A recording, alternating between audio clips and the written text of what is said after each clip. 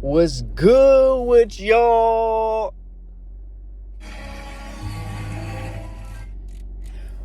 Boys!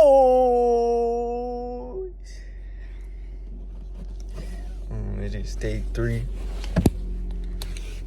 And today's video will be titled Finding Peace at the Warehouse Grind.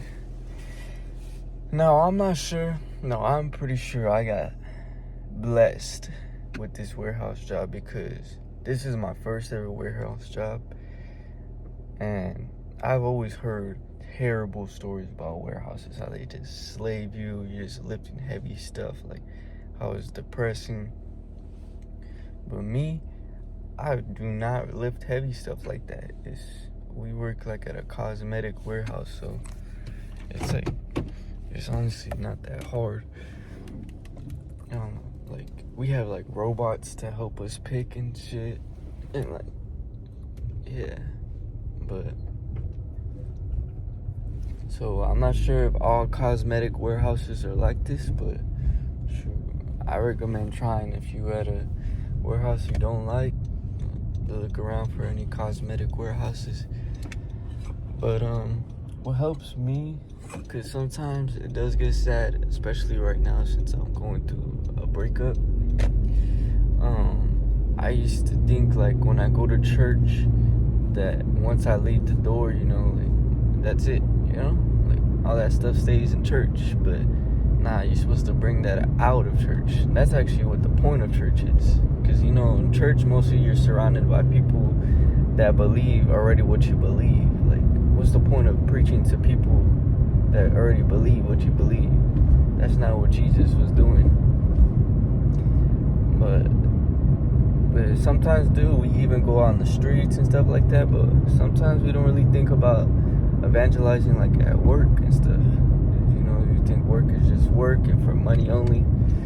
But nah, man, it doesn't stop there. It doesn't stop nowhere. You could evangelize anywhere. But, sometimes you get shy if you're like me. Don't really want to be talking like that. But as simple as bringing my Bible and reading it has started like many convos. And there's always at least one other Christian at a warehouse, I feel like. At least in the United States. Like, I always find at least one other one. And then it just sparks a convo because we didn't know we were Christian until I had brought my Bible, and then they would ask me questions and stuff. I remember one time I had this girl ask me if I was doing Bible study, because I was, and I was like, yeah, and she said how she's been wanting to get into reading the Bible.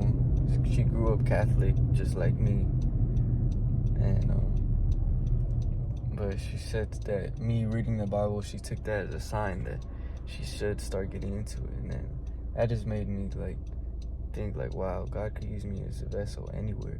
Me just reading the Bible at work has convinced others to read theirs. So yeah, it can be as simple as that. And just also in the warehouse, try not to get into no drama. That's something I always avoid. There's always going to be some type of drama. Try to keep it as, professional as possible. But you can also joke, too, around and stuff like that. Like me, there's some cool-ass people at the warehouse.